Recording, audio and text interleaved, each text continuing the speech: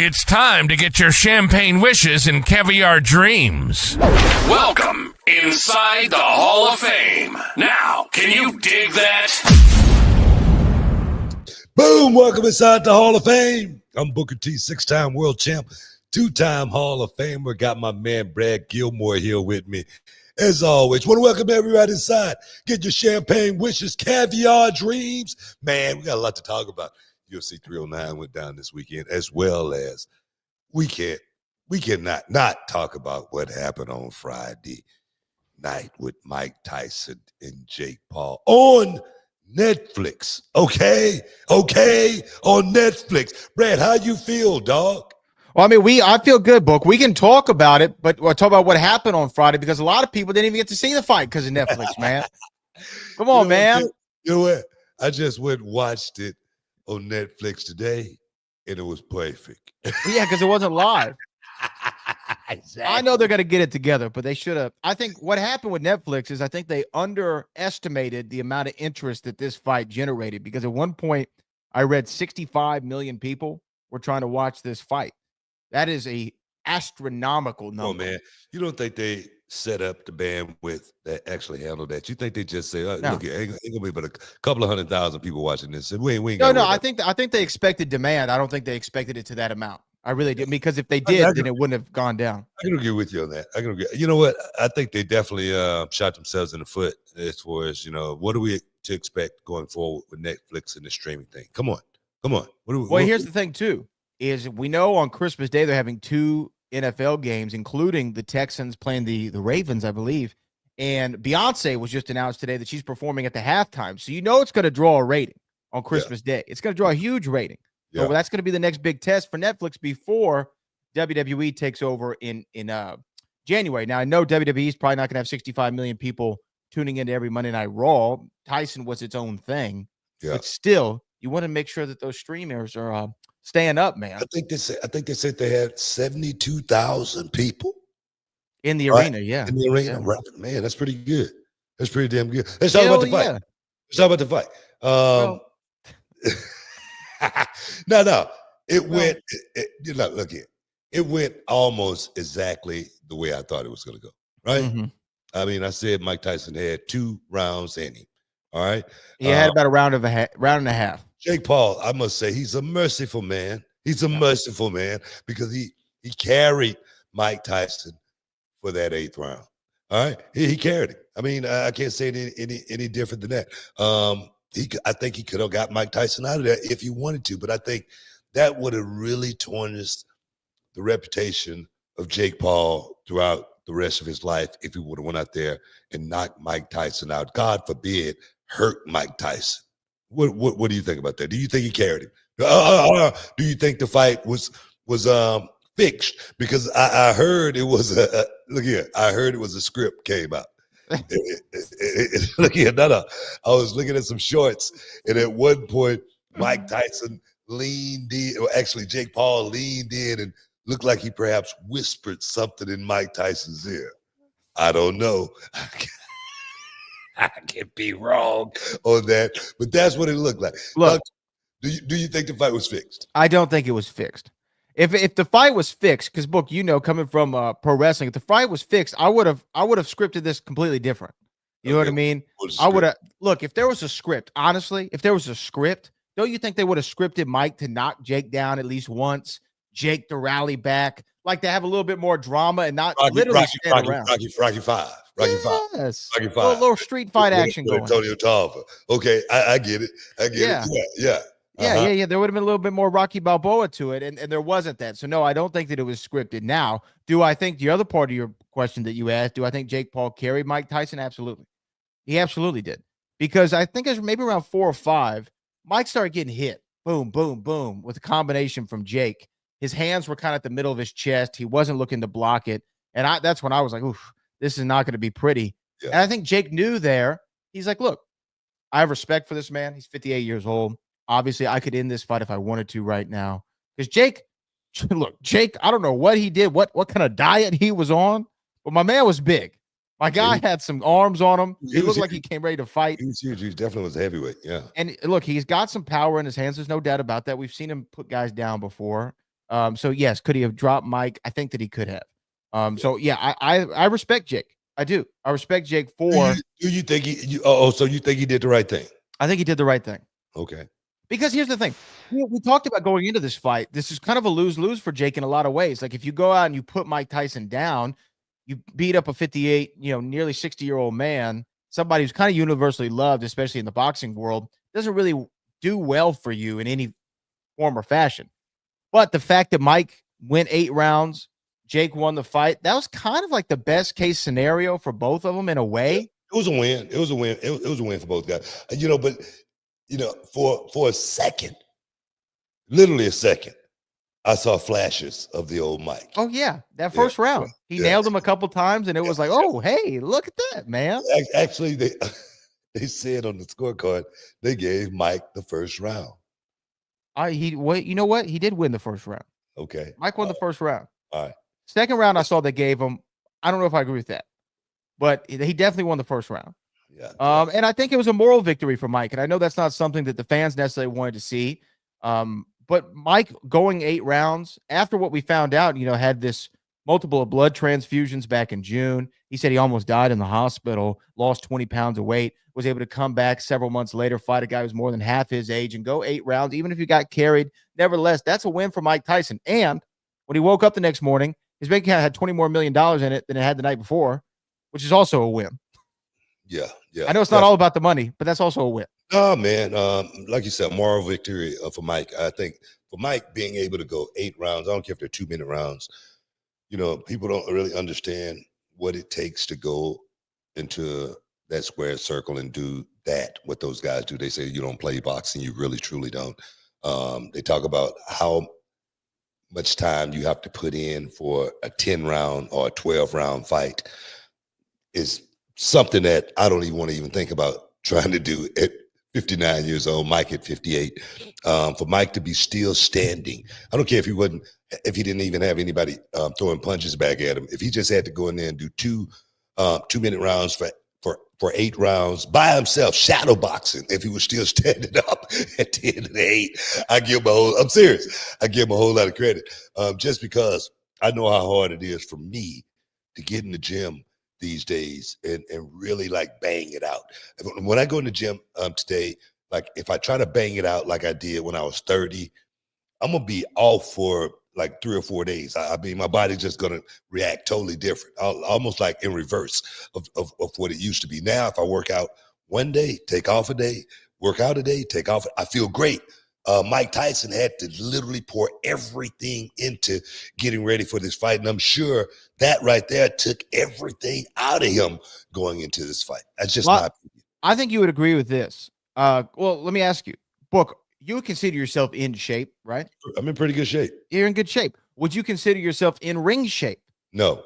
2 different things, right? Not at all. Yeah. And totally. Mike Tyson looked great. Everyone was talking about, man, he looks good. He looks good. He looks like he's in good. He looks good. He looks good. The body's looking right. But being in shape and being in ring shape are 2 different things. So you're right.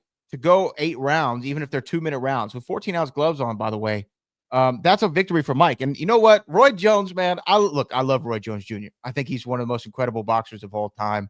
He could have his own wing. you know what I mean, in boxing history, how dynamic he was in multiple weight classes. But he sounded like such a hater, man, on the commentary.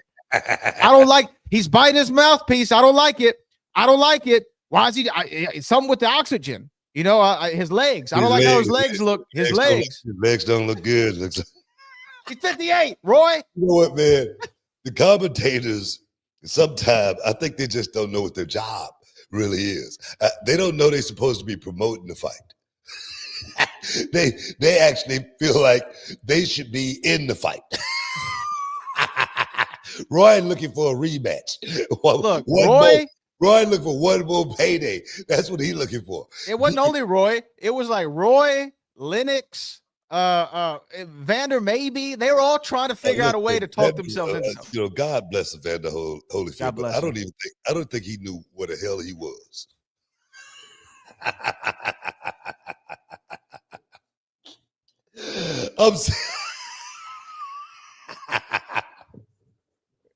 Well, you know what else? And look, love to Evander. He's been on the show before. Also, love to Cedric the Entertainer. I don't know if Cedric the Entertainer knew what the hell he was wearing. No, I mean, it looked like Mike came to him to make a wish to get to the end of that fight. Fantastic voyage. That's what he looked like he was going on. Went lakeside. Fantastic voyage back in the day, man. I swear. He looked like he was trying to replace Will Smith in the Aladdin sequel. I thought at one point he was going to say, "Open sesame."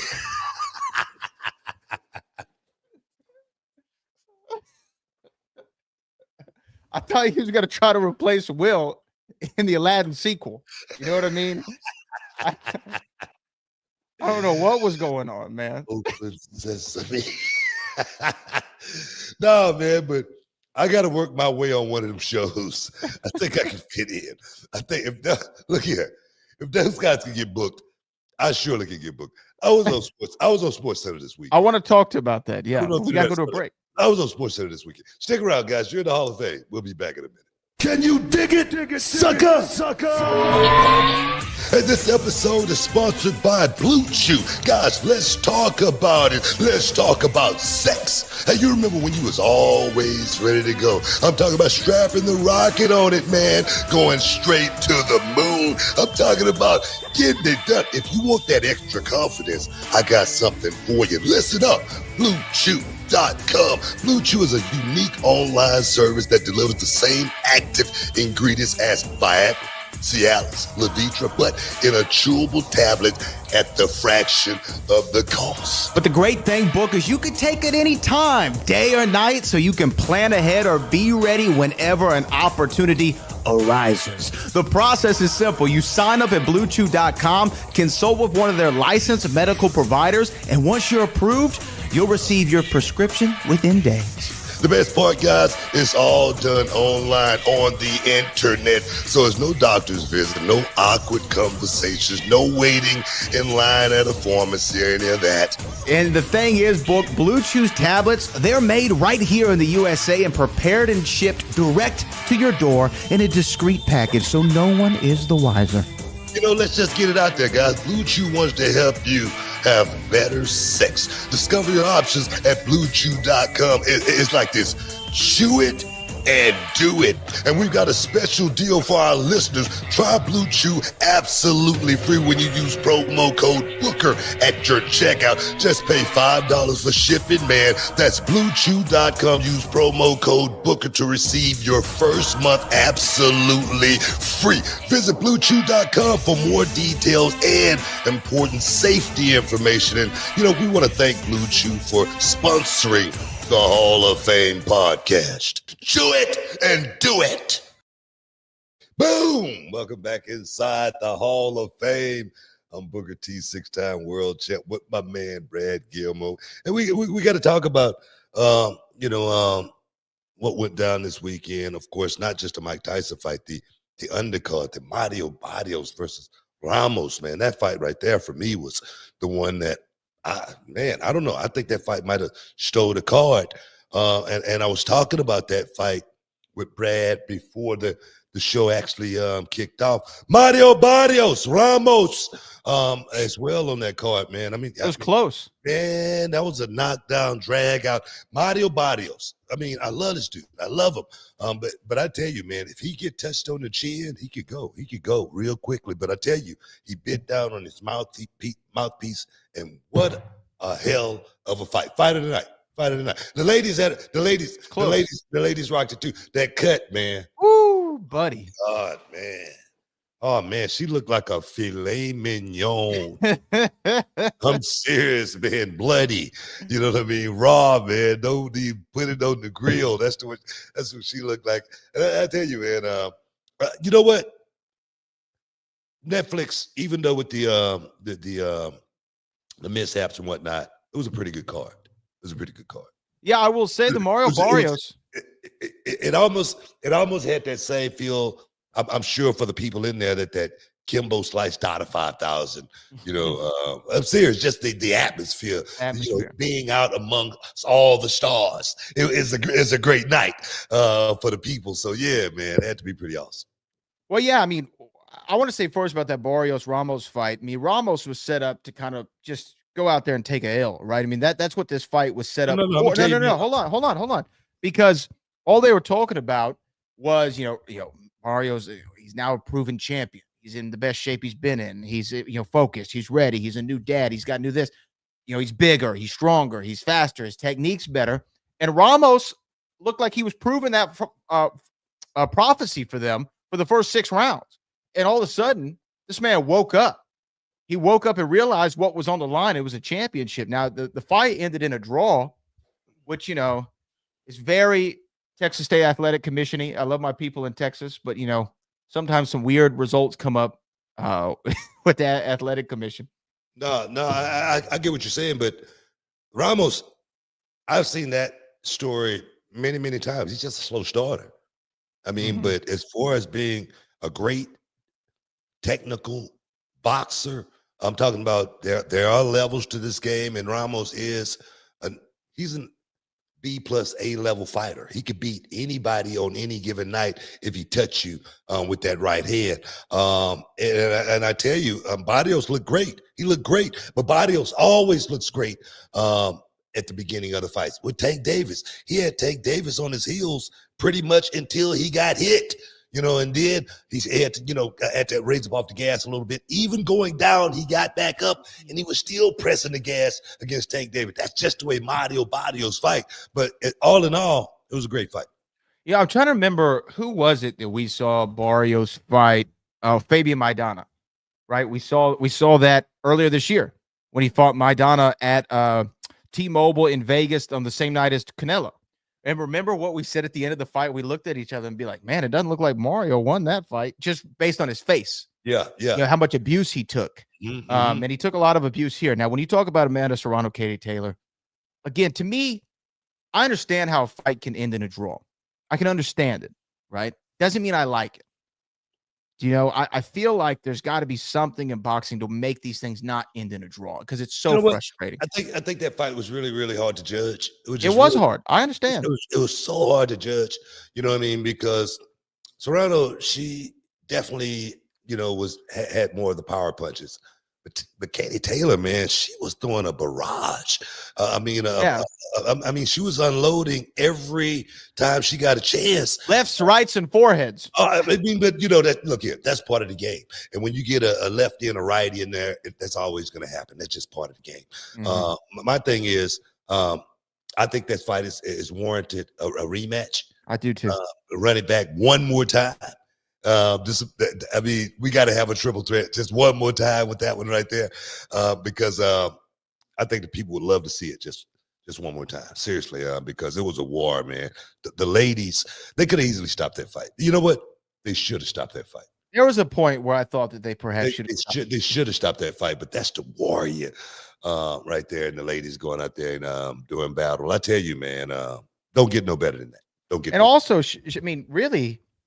Man, the women went out there. They just threw. And you could really make the argument that they stole the show, especially Amanda Serrano battling back from that. That was a nasty eye. Oh, I mean, like I say, it could have easily been the fight of the night as well. Both those fights were really good. And then you had the main event. Yeah. which which wasn't. I mean, look, by any stretch of the imagination, we can't sit here. The first fight was pretty good too with the YouTubers. I think I missed that. I think I came in right as Barrios was coming in. One guy was from India. He was just this YouTuber from India, but he had hands, man. He had tough hands. He was going to get the Spanish kid. I'd never seen him before, but it was still a pretty good fight. Entertaining. Let's just say that. Entertaining. But let me ask you this about Jake Paul, Mike. Now, a lot of people are saying, "Oh, it was a hoax, a farce, waste of an evening, blah, blah, blah, blah, blah." You know, a lot of the criticism, but we knew this was coming in. I think the only show that I honestly heard have an honest conversation from the announcement of Tyson versus Paul up until the night that it occurred was this show. We're the only people who said the whole time, like, we know what this is. Like, we know what's going to happen. We know what it is. No reason to get bent out of shape about it. I'll tell you, man, I had so many of my guys, man, some of the boys, a lot of the boys. You would not believe how many of them really thought Mike Tyson was going to go out there and knock out Jake Paul. That's their heart, man. That's what literally, I'm talking about a consensus of probably 95% of the guys that I talked to thought that Mike, and I'm sitting here, I had to sit them down and then go over it, like play by play and, piece by piece and tell them, look, guys, this is exactly what's going to happen and why. And, now, I'm sure I'm going to, see those guys and we're going to talk about it, but that just goes to show you, man, when you playing with your heart on your sleeve, man, you could lose a hell of a lot of money. I'm serious. You never want to do that. You never want to bet when your heart is involved. That's a losing battle every time. Seriously. No, I 100% agree with you. And I'm telling you, I have one of my good friends, Emerson, was like, hey, if Mike Tyson does not win this fight, it's a complete farce. It's rigged 100%. And I was like, dude, 27 versus 58. You don't even need to look at anybody. Don't even look at the names. You know what? I think the young cats that just don't know what it feels like to be 58, they could play. But Book, tell me if you agree with this. Because if you took the name Mike Tyson away, right, and you took the name Jake Paul away, and you said a 27-year-old boxer is actually going to end up fighting a former professional boxer who's 58 years old. You take the names away and you ask people who's going to win. People say the 27-year-old 99% of the time. But when you throw Mike Tyson out there, his name comes with such a stature, with nostalgia, with a legacy, with a legend behind it that people convince themselves to do it. It's like if you were to ask people right now, like, hey, let's just take Logan Paul just to have it. I could be off base on this, but it's like, a young man, I'm trying to think of a good comparison. Take Bronny James, okay? Bronny James, and say he's going to play one-on-one with Michael Jordan. Now, Michael's what? In his early 60s, mid-60s by now? Mm-hmm. Do you think Michael's legs are the same that they were?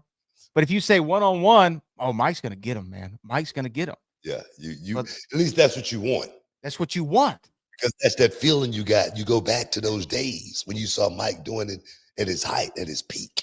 In his prime, and nobody could touch him. Exactly. So I get it. I totally get it, but I knew, I wouldn't say I knew. I felt like Mike Tyson didn't have much of a chance going into this fight just because of the age difference, just because of the medical setbacks, whatnot, the aging bones, the calcium buildup, the osteoporosis, the arthritis, a lot comes with getting older, guys. I just look like this. I'm the exception.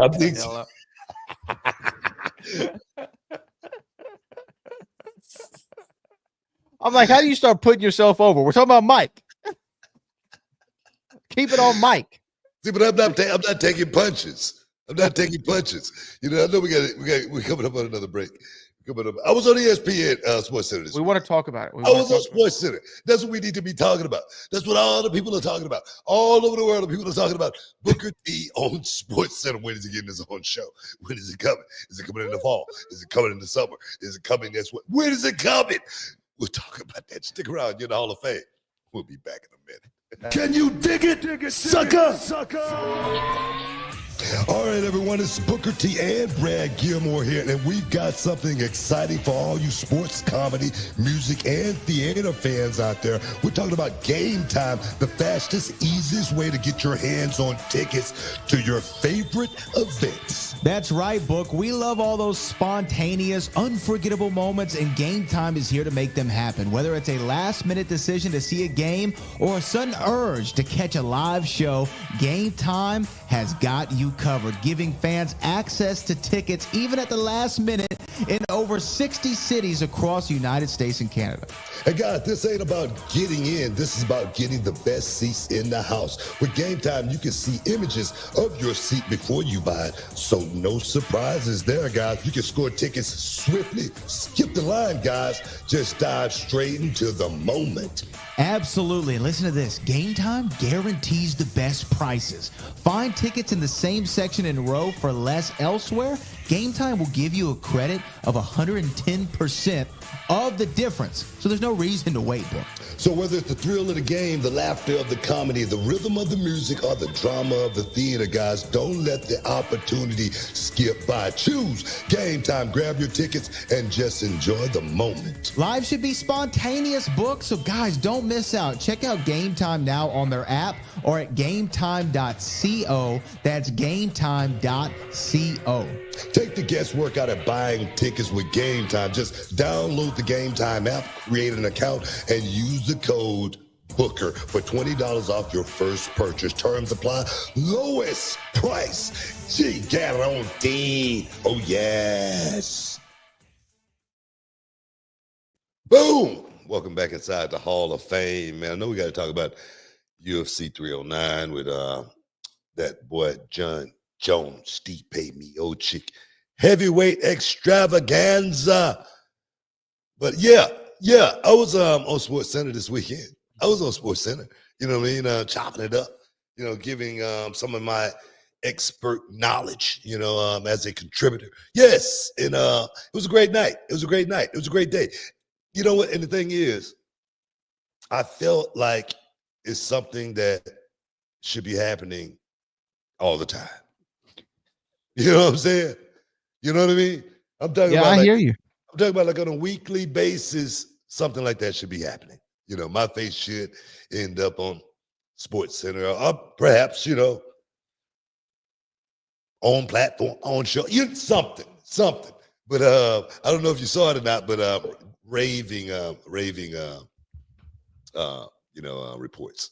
Raving reviews for Booker T over there on Sports Center. Yeah, I mean, you were talking about UFC 309 with John Jones, but yeah, tell me about it. Walk us through it, because look, Booker and I think both, is probably maybe almost every guy watching this show right now is a Sports Center fan.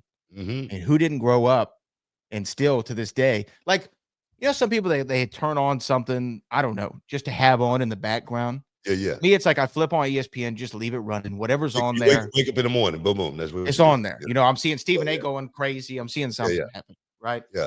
So, and we all know, da-na-na, everybody knows this. Yeah. So how did it feel going from viewer to participant? What was it like? I'm still giddy, man. I'm serious. I really am. I'm still giddy to have seen my face, you know, on Sports Center. I mean, talking about something that I love more than anything, fight game. I'm so passionate about it.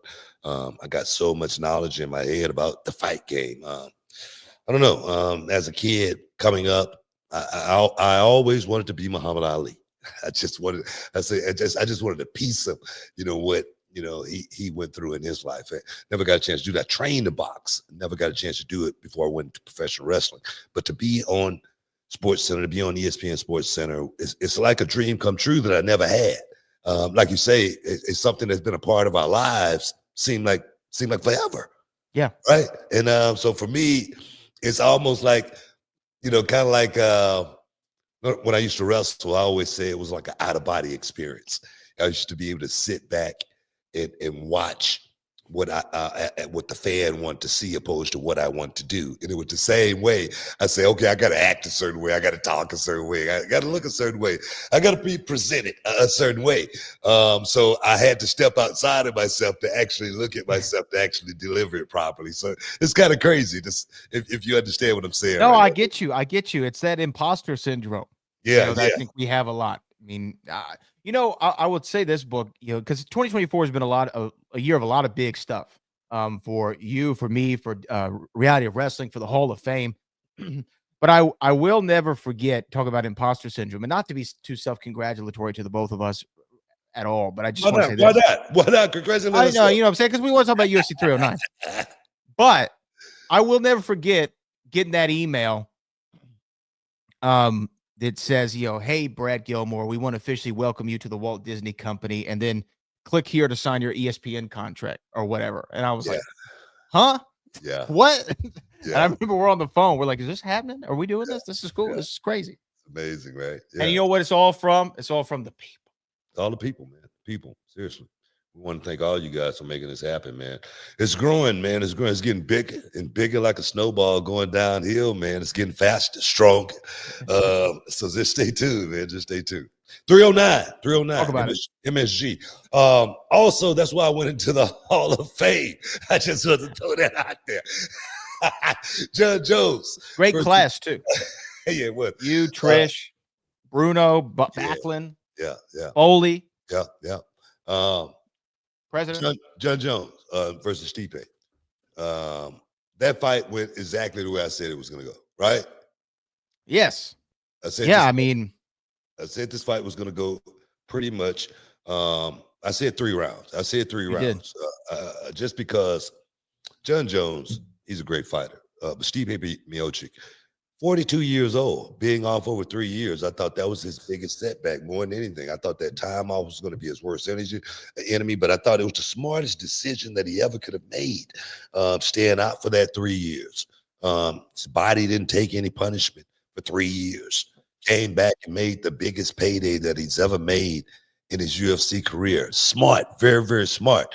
I wonder if Stipe had, wondered if he could actually win that fight himself, just because it didn't look like he was trying to win it. It seemed, I could be wrong. No, yeah, I think you're absolutely right. But it seemed like Stipe Miocic went in there to put on a good showing, but it did not seem like I don't know, maybe he was thinking about the later rounds, thinking about round 4, round 5, the championship rounds, getting to that point, not wanting to be in those deep waters and drowning in those deep waters, trying to preserve as much energy as he possibly can. Time off is your worst enemy, ring rust, of course. I don't know. It just did not seem like he was into it the way John Jones was. And the thing is, John Jones, to me, at 37 years old, in the heavyweight division, it seemed like he has lost a half of a step. And I remember you talking about a half a step to John Jones. That's really not going to be a whole lot. And it proved that it wasn't a whole lot, because he was able to land all of his kicks, as well as that spinning back kick, that spinning signature back kick. Oh, man. To so many people, so many times inside the octagon to stop him. So he still got all the tools, as well as he still looked like he's the greatest fighter in the world right now at 37 years old. Right now, yes. And we were talking on ESPN radio nationally about this fight. And I think the comment you're referring to, as I said, if Usain Bolt lost a half second on his 40 meter, he's still the fastest man in the world. And yes, John Jones, I do think 37 is close to that 40 mark, no matter how great you are. Father Time waits for no man is how you say it. And I can see the point that you were making. But to go back to Stipe for just a brief moment, yes, this was the smartest decision Stipe could have made. Because if Stipe came back, let's say last year, fought Tom Aspinall, what do you think the result of that fight was going to be? Tom Aspinall probably walk out of there with a W. Right. See how vicious this guy is. Young, hungry. He's a lion.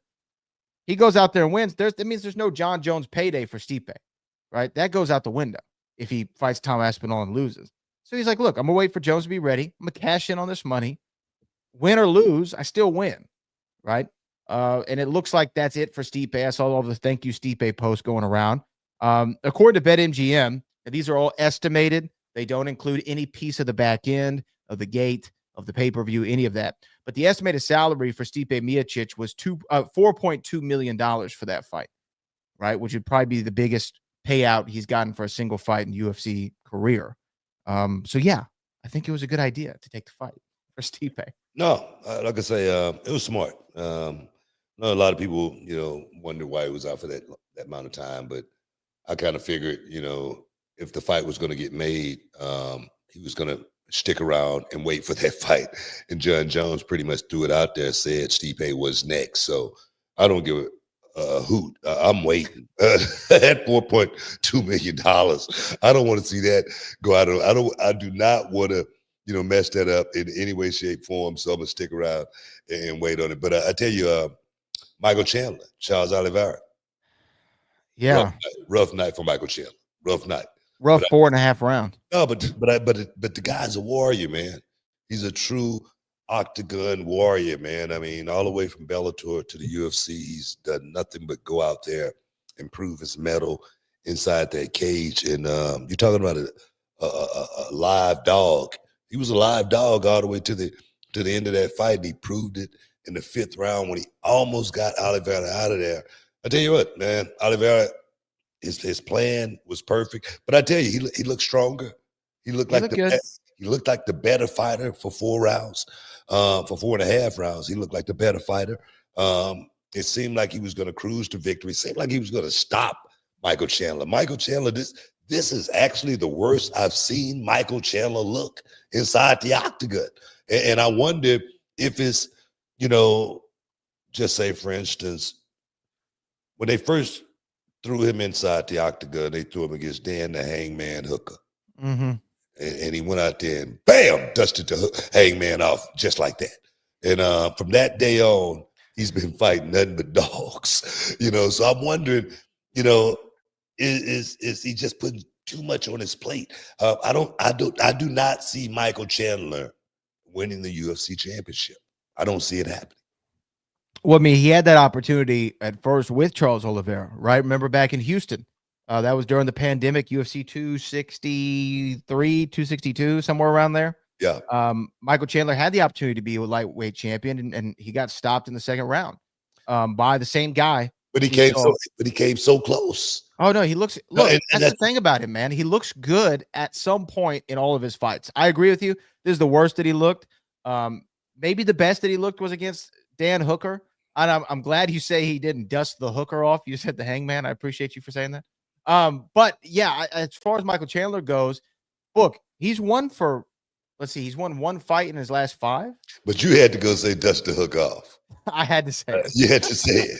Because you wanted to say it, and then you stopped yourself. Because you heard it in your head before you said it. But I just want to tell you, I appreciated you. But you just had to go and say it. Huh? But I had to say it. He dusted the Hooker off, man.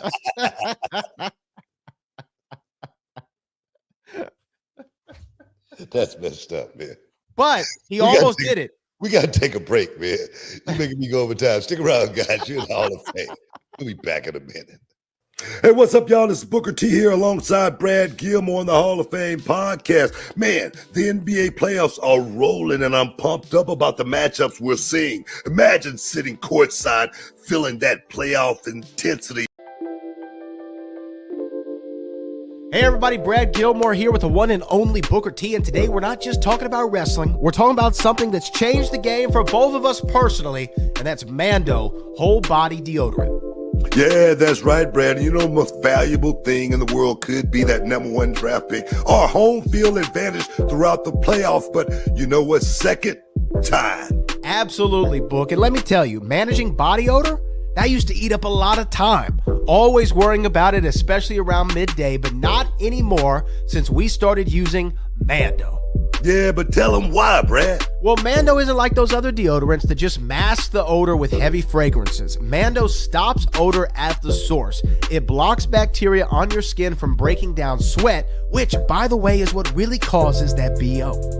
And it's clinically proven to control that odor for up to 72 hours. Now that's long-lasting, man. It really frees up so much time since switching to Mando. I've even perfected my half-court shot, believe it or not.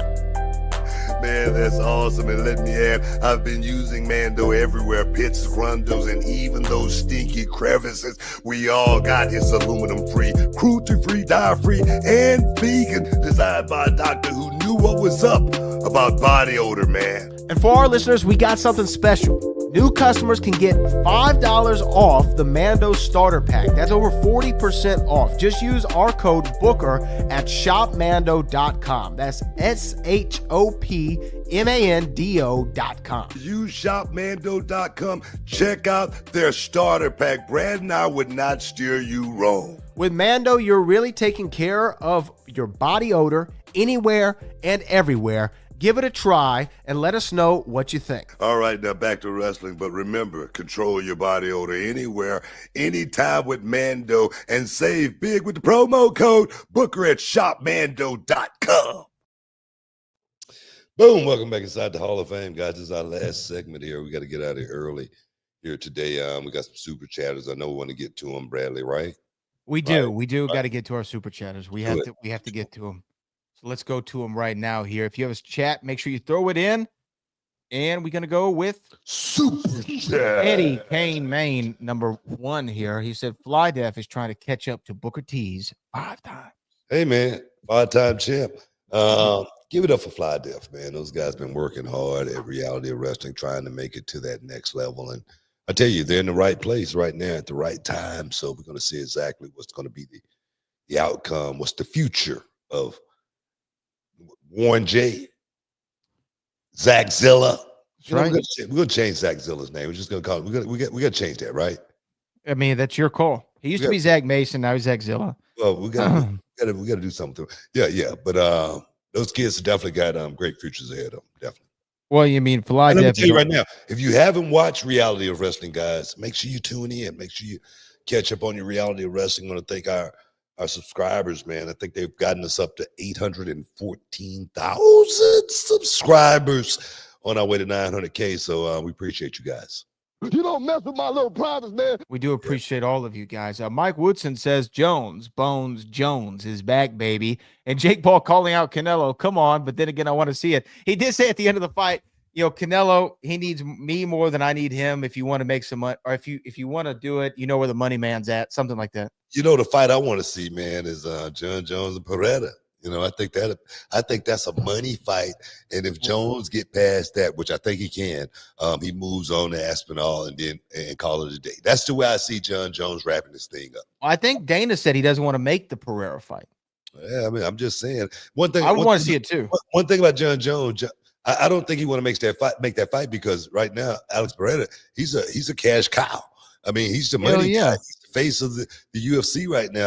I wouldn't want to mess that up either. But I think the people will want to see that, as well as John Jones. I think he would want something like that to cash out and ride off into the sunset. And normally, what John Jones wants, John Jones gets. Yeah. No, I hear you on that, and to me, it'd be such an interesting dynamic. And I like Jones' chances always, and Pereira. I mean, that would be a hard one. I think that would be a hard one to figure out. The kicking battle would definitely be interesting. Yeah, it would definitely be interesting. Dog, man, would it be interesting? Let's see our next one here. I really think one thing I do think Pereira, from a wrestling side, he would get dominated. Well, let me ask you this though: Canelo and Jake Paul, any interest there? Not really. But I think that's a one-sided affair. No, but I think that'll be a great, entertaining fight for the people. Jake Paul don't want none of that smoke. I'm telling you that right now. None of that. Why would he want to do that? Well, I mean, if he wants to end his boxing reign. Yeah, I mean, that would be it, right? But I don't think he wants none of Canelo. Canelo's way too young, way too experienced. I mean, he's a sniper. He would go out there and take Jake Paul apart piece by piece, and it would be surgical. Oh, yes, man. It would be surgical. We have to see what would happen there. We see our next one comes from Hefe Pilot. I've been watching the Hall of Fame podcast all day, every day, learning the game. I appreciate you, OG King Huka and BG, for dropping so much knowledge. I'm ready to train soon. Oh, yeah, man. Oh, yeah, man. Get on down to Reality of Wrestling, 9300 Emmett F. Lowry Expressway, the Walker, Texas Lawyer Arena, man. And we'll teach you a little something about the biz. Oh, yes, man. There we go. There we go. Our next one comes from Jake from Windy City. Book, congrats on Roe being involved in WWID. When they first pitched it to you, were you skeptical at first, or were you all in from the start? Preparation is the only luck you're ever going to have in this world, in this life that we're living in. I've been preparing for this WWID program for almost 20 years now, 19 years. We're a year away from 20 years. It's crazy. With reality of wrestling. And we've been thinking about the training methods. We've been thinking about, where these young guys are going to go to actually get to that next level. But I was thinking about in 2005, I was thinking about doing online classes. I just didn't have the capabilities back in 2005. I remember you talking about that. I'm serious. We had a Row app. You were like, man, we could do a master class. Exactly my point. So this is something that I've been thinking about for many, many years, and I'm so glad to see it come to fruition. It's going to be awesome, man. It's going to be awesome to continue to develop with the WWID program. Obviously, more news coming out about that every single day. And again, congratulations to Ice Williams, who came through Reality Wrestling Super Sunday and got that ID designation. Cali Toenail, the one and only, says, I'm thinking Seth is going to take the 5th spot in War Games. If not, who could you see in that spot? Also, good interview with Bailey. I got to have Bailey on CW 39 on Friday. She might win it all. Bailey could be a good contender to win the Royal Rumble again. But what do you think, Book, about the War Games? Seth Rollins, is he going to join the rest of Roman, Sammy, and the Usos to be the 5th guy? Because we saw the man who is the ruler of the tsunami, he joined the bloodline temporarily, at least. Yeah. I saw that, but I'm not going to sit here and lie or try to make something up, try to act like I've been watching a whole lot of what's been going on with Seth Rollins. I'm not, but I tell you, War Games. What a night! What a fight! I was just looking at today. It just came up on my Twitter feed. They're doing they were doing a story on when Triple H got hurt in that match when RVD came off Elimination Chamber. I watched that today too. Hit him and I said, man, somebody's gonna get effed up in this match. And I was talking to Hunter, and he just happened to be the recipient. It's a life-changing experience going through a matchup like that. So good luck to Seth Rollins if he does become that guy, because I'm tripping. You do War Games and Elimination Chamber, but they are similar. Yeah. But because the War Games was the answer to exactly. I mean, the Elimination Chamber was the answer to the War Games. Yeah. That's how far I'm, like I say, I hadn't been watching a whole lot of Raw. I've been in NXT, man. Ask me some NXT questions. I have one for you. When are we going to continue our NXT guests on the show? We should bring that back. That was good. I saw something pop up today of Jada Parker. I tell you what, we'll get somebody on next week. We'll get somebody on next week. How about that? A special interview. I love it. How about that? We'll get somebody on next week. I love it. Let's go to our next one here. This is Austin Hecketzweiler. There's a reining school in Illinois near me, but all I want to do is learn and train with you guys. All I ever wanted to do is come join as a referee if you're training them next year. Oh, yes, man. Of course, we're training referees on a regular basis. We're always looking for referees, because I'm going to tell you, that job is not as easy as one would think. You definitely have to know the ins and outs of the guys that's in there on a regular basis doing it. You got to actually know exactly what that role is. So you're going to have to go through that just as well. You're going to learn the wrestling moves and holds and all of that. Along with being a referee, because if you have a chance to make it to WWE as a ref, man, I'm gonna tell you, that's a whirlwind, man. That's a whirlwind trip, because going around the world, seeing it from that perspective is pretty damn awesome, as well as being one of the guys that's doing it. You just don't have to take as many bumps. That's the best part. Well, and not only that, but longevity. Yeah, right? That's what I mean. Yeah, look at guys like Nick Patrick, that did that job for so many years. Charles Robinson, guy that did that job for so many years and got a chance to see just as much and have a hell of a career at the same time.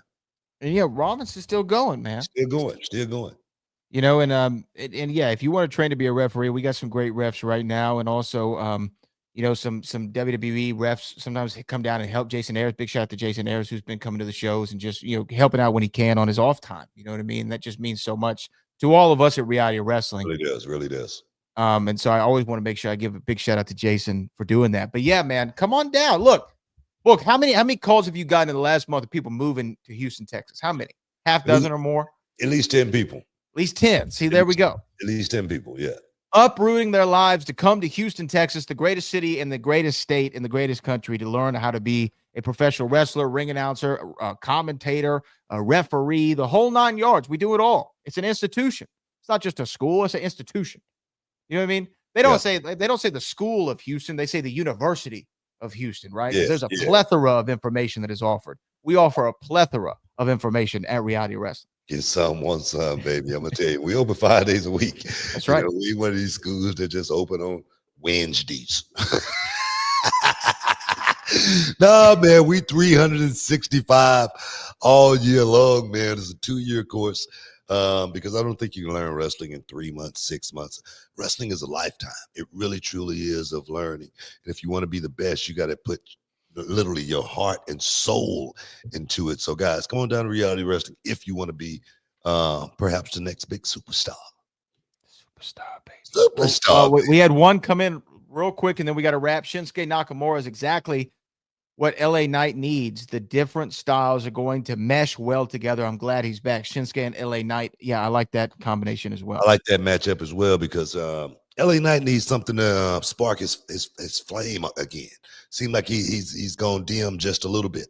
Seemed like that star is, you know, dim just a little bit. So I think Shinsuke Nakamura would definitely be the right person. I love Shinsuke. I love everything about it. He's that silent killer.